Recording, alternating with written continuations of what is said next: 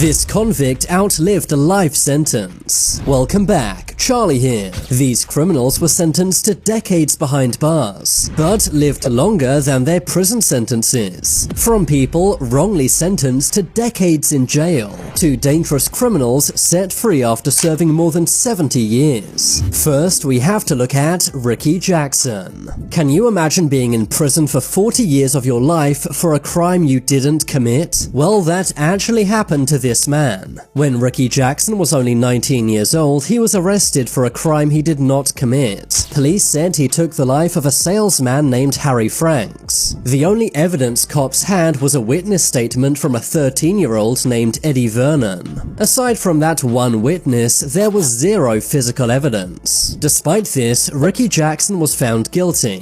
He was initially given the death sentence, but after several appeals, this was changed to a life sentence. Ricky was sent to prison in 1974. He thought he was going to die behind bars, but in 2013, the witness, Eddie Vernon, broke down in tears. Eddie admitted he did not see Ricky take the life of Harry Franks, and instead was coerced into saying this by cops. It turned out Eddie Vernon never even saw the attack take place. This shocking revelation meant that Ricky Jackson was finally released. He was given freedom in 2014 after spending 4 decades behind bars. But sadly, this meant he was now an old man at the time. Ricky Jackson was given $18 million in compensation, but some say that's not enough for all of those decades lost. But would you take $18 million to lose 40 years of your life? Personally, I definitely wouldn't. Moving on, we have to look at Betty Smithee. Betty Smithee is America's longest-serving female inmate. In 1963, this woman took the life of a minor. For this crime, she was given a life sentence. But while she was behind bars, she managed to escape 4 times, although she was caught again every time. Eventually, she decided to stop trying to escape and instead improve her life. She got educated behind bars and began writing poetry. In 2003, Betty applied for parole. She was rejected, but in 2012 she appealed again, and this time she was finally freed. She spent 49 years behind bars, but was finally made a free woman at 69 years old. Some said she should never have been released due to her crimes, but the judge believed Betty had changed behind bars. What do you think? Is 49 years in prison enough or not? Moving along, we have to look at Thomas Trantino. In 1963, Thomas Trantino got drunk. He then got into an altercation with 2 cops and ended their lives. He was arrested a few days later and in court was given the death penalty. He was on death row for 8 years until 1971. That was when New Jersey abolished the death penalty, meaning that Thomas's sentence was changed to life behind bars. While he was locked up, Thomas wrote 2 books. In 2002, he applied for parole and, surprisingly, was released. He spent 39 years in prison, making him New Jersey's longest-serving prisoner. Some people, especially cops, were annoyed that he was released. But do you think nearly 4 decades is enough for what Thomas did? Moving along, we have to look at Joseph Ligon. In 1953, 15-year-old Joseph Ligon was sentenced to life in prison. You see, Joseph had got drunk and decided to do some robberies. This caused 6 men to be injured and 2 men to lose their lives. Joseph Ligon was found guilty for what he did and was sentenced to life behind bars. Decades went by, but in 2016, the law changed. It was ruled that life sentences for juveniles were unconstitutional. As a result, Joseph was released in 2017. He had spent 68 years behind bars, going in at age 15 and leaving at age 83. But here's the surprising thing. Although Joseph was free to go, he refused. He had spent 68 years behind bars and was too used to jail life. So instead, he preferred to stay in prison, which is where he still is to this day. Next, we have to look at Charles Ford. In 1952, this man was sentenced to life in prison and spent 64 years behind bars, all for a crime he did not not commit. He was not even at the scene of the crime. He had allegedly taken someone's life.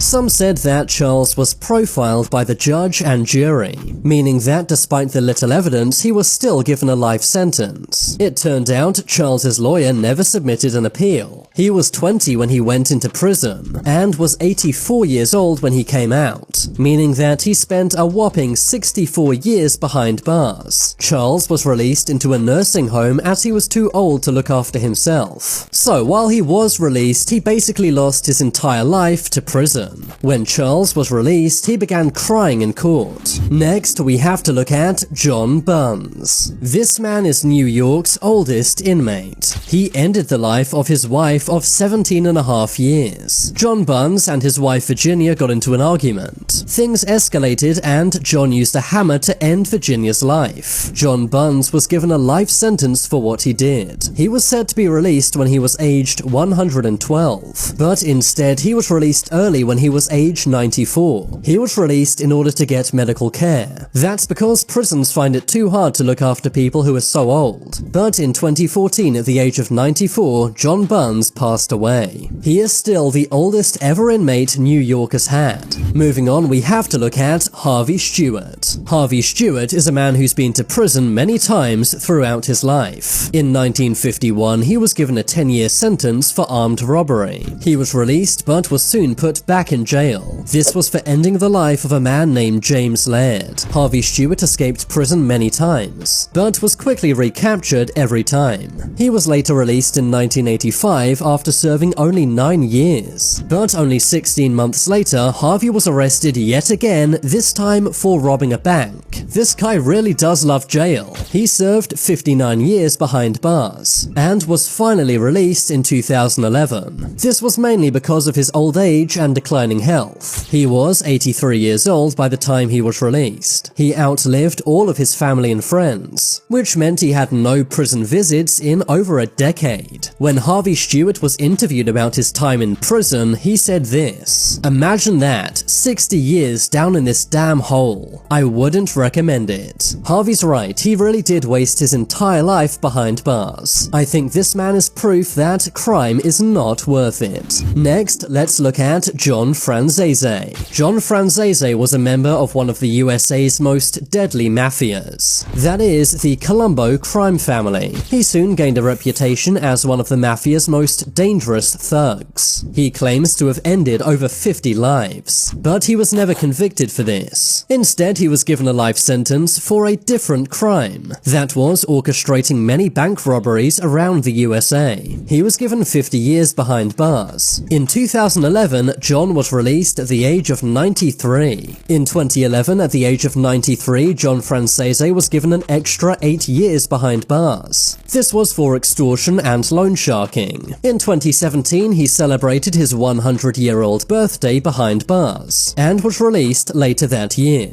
In total, John Franzese spent over 40 years in the can, meaning that he basically lost half of his life. I guess that's the price you pay when you're in the mob. Finally, let's look at James Moore. In 1962, James Moore ended the life of a 14-year-old named Pamela Moss. He was given a life sentence. While in prison, he did various jobs and also got an education. He requested to be released 20 times, but every time the judge said no.